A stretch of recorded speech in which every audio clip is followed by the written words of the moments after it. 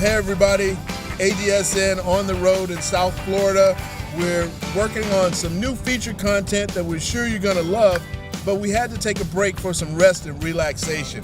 And one of the ways we did it was we went to Aqualina, which is a popular vacation spot here in South Florida.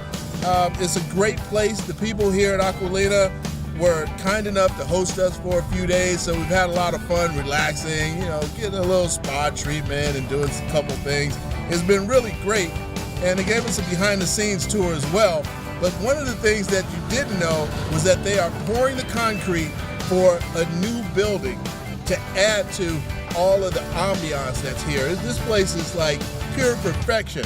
So my guy Rick, who's the head of construction, gave us a personal behind-the-scenes tour as well as explain what's going on with the concrete pouring, and it was pretty fabulous. We thought it was very interesting, so we wanted to make sure we gave you guys a behind-the-scenes look at it.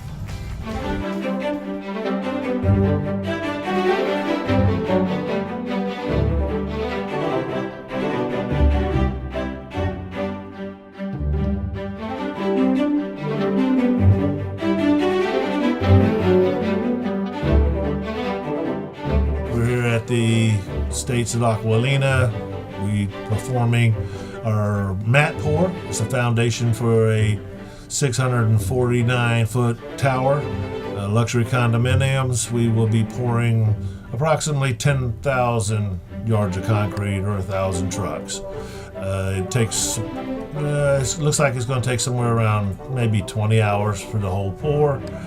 If this mat foundation or block of concrete that's in the ground is set on pilings that are 33 inches in diameter and go down about 180 foot and into bedrock. This is what holds up the tower and allows the tower to take the wind loads that we are required to take here in South Florida. It's going to be a lot of fun. We're going to have a great weekend, and you're going to see a lot of action.